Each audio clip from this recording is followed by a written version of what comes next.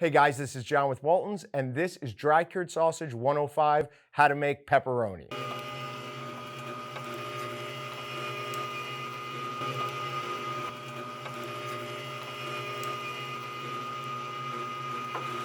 Now, anytime we're making a dry cured product, there's obviously a few things we need to decide ahead of time. One is what starter culture we're going to use. Personally, my favorite right now is TSPX. TSPX is a slow starter culture. Now, it might seem like the slower the starter culture, the more difficult it's going to be, but in my opinion, it's actually the opposite. So one of the things I really like about TSPX, aside from the flavor profile, is that we can get it to ferment between 64 and 75 degrees, meaning we can do all of this in our dry cure chamber. So we're going with TSPX, and we're going with the Pepperoni unit from Excalibur. Now, pepperoni obviously is going to have a higher concentration of things like paprika that are going to give us a nice natural color all by itself.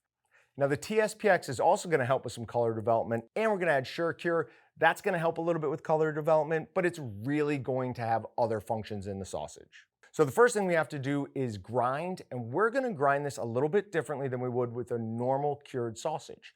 The reason for that is we want slightly larger particle size than we would with a snack stick or a summer sausage, because we want to make it as easy as possible for moisture to migrate from the inside of the sausage to the outside.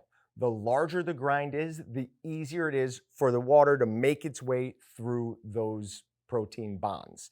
It also is going to help the staphylococcus stay alive just a little bit. The looser we have that, it's going to make it a little bit easier because staphylococcus is very oxygen hungry. That's actually one of the main reasons that we're going to add SureCure to this, because the SureCure will help with that.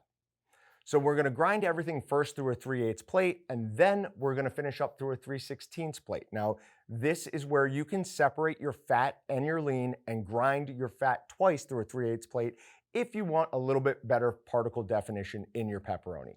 We're already putting a lot of effort into this, so in my opinion, it is worth separating your protein from your fat and grinding them separately. Now, you want to measure out the correct amount of TSPX and put that in some lukewarm water while you're grinding. This is going to allow your freeze-dried starter culture to start waking up in the water.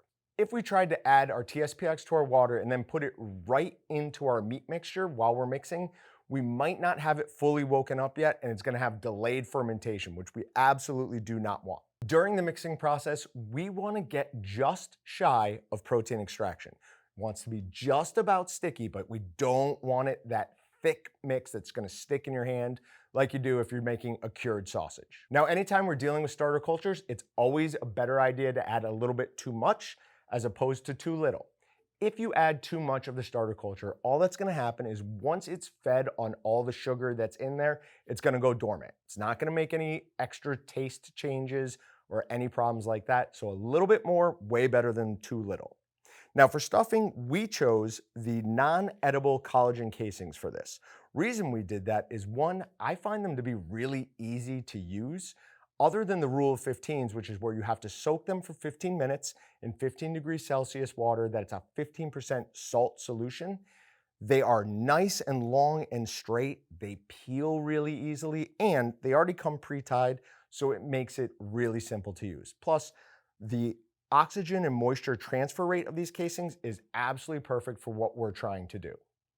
So once we've stuffed all of these, we want to clip off one end of them and then move it to our dry curing cabinet. Now, one of the nice things about TSPX is it has a low optimal growth temperature setting.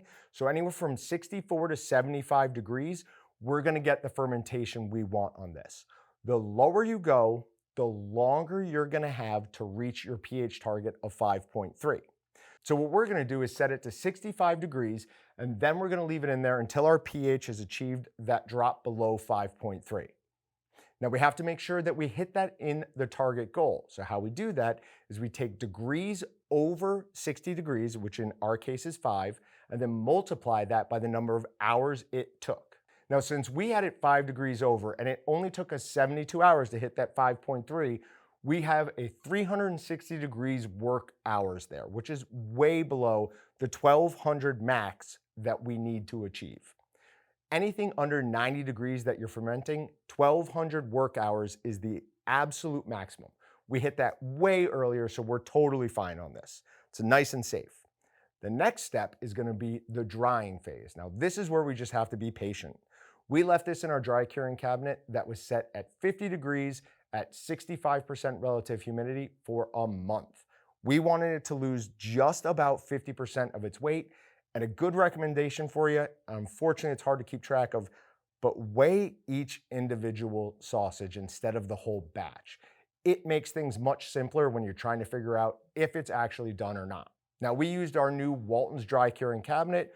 We absolutely love this. It does a great job at temperature control, and it can not only remove relative humidity, but it does a really good job of putting in relative humidity when needed.